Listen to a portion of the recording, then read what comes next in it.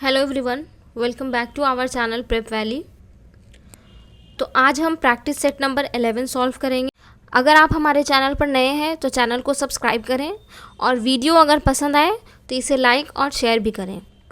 तो देखते हैं आज का क्वेश्चन नंबर 1।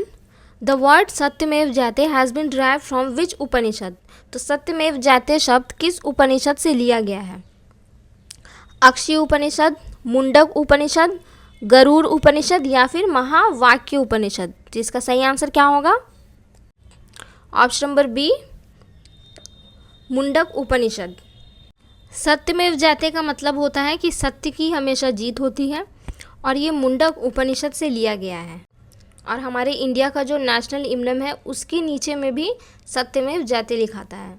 क्वेश्चन नंबर 2, पुरुष सूक्त इज अ हाइन फ्रॉम विच वेद। तो पुरुष सूक्त किस वेद का एक स्त्रोत है? अथर्ववेद, यजुर्वेद, ऋग्वेद या फिर सामवेद। तो इसका सही आंसर क्या हो जाएगा? Option number C, Rigveda. Purusha Sukta जो है वो हमें बताता है कि ब्रह्मांड की उत्पत्ति और ऑरिजिन ऑफ वर्णन सिस्टम कैसे हुआ। Question number 3, Magadha Mahajanapada was surrounded by the rivers. तो मगध महाजनपद किस नदियों से घिरा था? Ganga and Ghaghara, Ganga and Jhelum, Ganga and Yamuna या फिर गंगा एंड सोन। तो इसका सही आंसर क्या हो जाएगा? Option number D, Ganga and Son. Question number 4, what was the capital of Vajji Mahajanapada. तो वज्जी महाजनपद की राजधानी थी चंपा, वैशाली, कोसाल या फिर पाटलिपुत्र। तो इसका सही आंसर क्या हो जाएगा? Option number B, Vaishali. Question number 5, Rajgriha was the first capital of which Mahajanapada. तो राजगृह किस महाजनपद की पहली राजधानी थी? अवंती, कोसाल, कुरु या फिर मगध। तो इसका सही आंसर क्या होगा? Option number D, Magadha. Question number 6, the ancient city of Champa is considered to be the capital of Mahajanapada. तो प्राचीन नगर चंपा किस महाजनपद की राजधानी माना जाता है? काशी, मत्स्य, अंग या फिर वज्जी। तो इसका सही आंसर क्या हो जाएगा? Option number C, Anga. Question number 7, how many great powers यानी Mahajanapadas existed in the 7th and early 6th centuries BC during the lifetime of lord Gautam Buddha. तो भगवान गौतम बुद्ध के जीवन काल में 7वीं और 6वीं शताब्दी ईसा पूर्व की शुरुआत में कितने महाजनपद अस्तित्व में थे? 11, 13, 17 या फिर 16। तो इसका सही आंसर क्या होगा? Option number D, 16। टोटल 16 महाजनपद थे। Question number 8, the silver coin टका वाज इंट्रोड्यूस्ड बाय। तो चांदी का सिक्का जिसे टका कहा जाता था किसने शुरू किया था? कुतुबुद्दीन ऐबक, इल्तुतमिश, बलबल या फिर बहरम खान। तो इसका सही आंसर क्या होगा? Option number B, Iltutmish. Question number 9, in the context of state and administration in the Delhi sultanate the term मुक्ति मीन्स। तो दिल्ली सल्तनत में शासन और प्रशासन के संदर्भ में मुक्ति शब्द का अर्थ है a district level judicial office, a head of gram panchayat, the holder of a land assignment called ikta, the head of a village community। तो इसका सही आंसर क्या हो जाएगा? Option number C, the holder of a land assignment called ikta। Question number 10, during the reign of Iltutmish special slaves were brought for military service known as. तो इल्तुतमिश के शासन काल में सैन्य सेवा के लिए विशेष दास खरीदे गए जिन्हें कहा जाता था समंत, बंदगान, इख्तदार या फिर मुक्तिस। तो इसका सही आंसर क्या होगा? Option number B, Bandagan. Question number 11, in which of the following cities is the Quwwatul Islam mosque located. तो निम्नलिखित में से किस शहर में कुव्वतुल इस्लाम मस्जिद स्थित है? दिल्ली, लाहौर, पानीपत या फिर अजमेर। तो इसका सही आंसर क्या होगा? Option number A, Delhi. Question number 12, in which monument of Khilji dynasty of Delhi red sandstone has been use. तो दिल्ली की खिलजी वंश की किस इमारत में लाल बलुआ पत्थर का प्रयोग किया गया है? विक्टोरिया मेमोरियल, आलिया दरवाज़ा, मोती मस्जिद या फिर चार मीनार। तो इसका सही आंसर क्या हो जाएगा? Option number B. Question number 13, Qutub Minar is an example of which architect. तो कुतुब मीनार किस वास्तुकला का उदाहरण है? इंडो इस्लामिक, द्रविडियन, सूफी या फिर मौर्य। तो इसका सही आंसर क्या हो जाएगा? Option number A, Indo Islamic. Question number 14, Razia Sultan Tom in Haryana state is made up of which material. तो हरियाणा राज्य में रजिया सुल्तान की समाधि किस निर्माण सामग्री से बनी है? Red stone, marble, fire bricks या फिर ग्रेनाइट। तो इसका सही आंसर क्या हो जाएगा? Option number C, fire BRICS.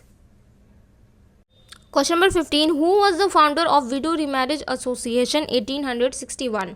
तो विधवा पूर्ण विवाह संघ 1867 के संस्थापक कौन थे? राजा राम मोहन राय, आरजी भंडारकर, आत्माराम पांडुरंग या फिर महादेव गोविंद रानाडे। तो इसका सही आंसर क्या होगा? Option number D, Mahadev Govind Ranade. Question number 16, who was the founder of धर्म सभा? तो धर्म सभा के संस्थापक कौन थे? राधाकांत देव, दादोबा पांडुरंग, आरजी भंडारकर या फिर राजा राम मोहन राय। तो इसका सही आंसर क्या हो जाएगा? Option number A, Radhakant Deb. इन्होंने धर्म सभा को 1830 में इस्टेब्लिश किया था। Question number 17, who founded the Tattvabodhini Sabha form to discover spiritual truth? तो आध्यात्मिक सत्य की खोज के लिए स्थापित तत्वबोधिनी सभा की स्थापना किसने की थी? देवेंद्रनाथ टैगोर, राजा राम मोहन रॉय, केशव चंद्र सेन या फिर दयानंद सरस्वती। तो इसका सही आंसर क्या हो जाएगा? Option number A, Devendranath Tagore. Question number 18, Jyotiba Phule founded the Satya Shodhak समाज ट्रूथ सीकर सोसाइटी इन? तो ज्योतिबा फूले ने सत्य शोधक समाज यानी सत्य की खोज करने वाले समाज की स्थापना कब की थी? 1898, 1873, 1865 या फिर 1852। तो इसका सही आंसर क्या हो जाएगा? Option number B, 1873। Question number 19, in 1867 Keshav Chandra Sen helped Atmaram Pandurang in establishing the Prarthana Samaj इन? तो 1867 में केशव चंद्र सेन ने आत्माराम पांडुरंग की प्रार्थना समाज की स्थापना में सहायता की थी। तो कहाँ इस्टेब्लिश करने में सहायता की थी? पुणे, बॉम्बे, कोलकाता या फिर चेन्नई। तो इसका सही आंसर क्या हो जाएगा? Option number B, Bombay. Question number 20, where was the Vaikom Satyagraha 1925 to 24? तो वाइकोम सत्याग्रह 1924 to 25 कहाँ हुआ था? केरल, तमिलनाडु, कर्नाटका या फिर आंध्र प्रदेश। तो इसका सही आंसर क्या हो जाएगा? केरल। ये एक्चुअली ट्रावनकोर में हुआ था, बट आज के टाइम में ट्रावनकोर केरल में ही होता है, तो इसका सही आंसर केरल होगा। Question number 21, who was the then governor general of British India when Sati Pratha became illegal and punishable? तो जब सती प्रथा को अवैध और दंडनीय घोषित किया गया, उस समय भारत का गवर्नर जनरल कौन था? Warren Hasting, lord Cornwallis, lord William Bentinck या फिर लॉर्ड वेलेस्ली। तो इसका सही आंसर क्या हो जाएगा? Option number C, lord William Bentinck. इन्होंने 1829 में सती प्रथा को बैन किया था राजा राम मोहन रॉय के साथ मिलकर। Question number 22, who among the following was one of the founders of the Indian association established in 1876? तो निम्नलिखित में से कौन 1876 में स्थापित इंडियन एसोसिएशन के संस्थापकों में से एक है? शिशिर कुमार घोष, दादा भाई नौरोजी, सुरेंद्र नाथ बनर्जी, महादेव गोविंद रानाडे। तो इसका सही आंसर क्या हो जाएगा? ऑप्शन नंबर सी, सुरेंद्र नाथ बनर्जी। इन्होंने ही इंडियन एसोसिएशन 1876 को फाउंड किया था with Anand Mohan Bose. Question number 23, who among the following was the president of the Indian National Congress during its 1915 session? तो 1915 के अधिवेशन के दौरान भारतीय राष्ट्रीय कांग्रेस के अध्यक्ष कौन थे? सत्येंद्र प्रसाद सिंह, भूपेंद्र नाथ बोस, अंबिका चंद्र मजूमदार या फिर मदन मोहन मालवीय। तो इसका सही आंसर क्या हो जाएगा? Option number A, Satyendra Prasad Sinha. Question number 24, who was the first women president of the Indian National Congress? तो इंडियन नेशनल कांग्रेस की पहली महिला अध्यक्ष कौन थी? असफ अली, सरोजनी नायडू, एनी बेसेंट या फिर उषा मेहता। तो इसका सही आंसर क्या हो जाएगा? Option number C, Annie Besant. 1917 के कांग्रेस सेशन की प्रेसिडेंट जो थी वो एनी बेसेंट ही थी। और अगर पूछा जाए कि इंडियन वुमेन कौन थी, तो वो हो जाएगा Sarojini Naidu. Question number 25, the first session of the Indian National Congress was held in? तो भारतीय राष्ट्रीय कांग्रेस का पहला अधिवेशन कहाँ हुआ था? कलकत्ता, बॉम्बे, लाहौर या फिर सूरत। तो इसका सही आंसर क्या हो जाएगा? Option number B, Bombay. और इसके प्रेसिडेंट कौन थे? WC Banerjee. Question number 26, self rule और Swaraj as the ultimate goal of the Indian National Congress was announced by Dadabhai Naoroji in which of the following session. तो भारतीय राष्ट्रीय कांग्रेस का अंतिम लक्ष्य स्वराज है, यह घोषणा दादा भाई नौरोजी ने निम्न में से किस अधिवेशन में की थी? बांकीपुर, बॉम्बे, कलकत्ता या फिर मद्रास। तो इसका सही आंसर क्या हो जाएगा? Option number C, Calcutta. और ये इन्होंने 1906 में जो कांग्रेस सेशन हुआ था उसी में इस चीज़ की घोषणा की थी। Question number 27, who was the president of the second session of the Indian National Congress. तो भारतीय राष्ट्रीय कांग्रेस के दूसरे अधिवेशन के अध्यक्ष कौन थे? फिरोज शाह मेहता, दादा भाई नौरोजी, जॉर्ज यूल या फिर उमेश चंद्र बनर्जी। तो इसका सही आंसर क्या हो जाएगा? Option number B, Dadabhai Naoroji. Question number 28, the origin of the directive principles of state policy can be trace to which of the following. तो राज्य की नीति निदेशक तत्वों की उत्पत्ति निम्न में से किससे जुड़ी है? Poona act, second round table conference, Gandhi Irwin pact या फिर कराची रेजोल्यूशन। तो इसका सही आंसर क्या हो जाएगा? Option number D, Karachi resolution, जो कि 1931 में आया था। Question number 29, in which of the following session of the Indian National Congress did George Yule become the president in 1888। तो 1888 में भारतीय राष्ट्रीय कांग्रेस के किस अधिवेशन में जॉर्ज यूल अध्यक्ष बने थे? कलकत्ता, इलाहाबाद, मद्रास या फिर बॉम्बे। तो इसका सही आंसर क्या हो जाएगा? Option number B, Allahabad. Question number 30, the provision of the speaker and his role in the Indian constitution is borrowed from the which constitution. तो भारतीय संविधान में अध्यक्ष यानी स्पीकर और उसकी भूमिका का प्रावधान किस संविधान से लिया गया है? ब्रिटिश, फ्रेंच, आयरिश या फिर कनेडियन। तो इसका सही आंसर क्या हो जाएगा? Option number A, British. Question number 31, the quasi federal form of government of Indian constitution is borrowed from which constitution. तो भारतीय संविधान की अर्ध संघीय शासन प्रणाली किस संविधान से ली गई है? आयरिश, यूनाइटेड स्टेट्स, ब्रिटिश या फिर कनेडियन। तो इसका सही आंसर क्या हो जाएगा? Option number D, Canadian.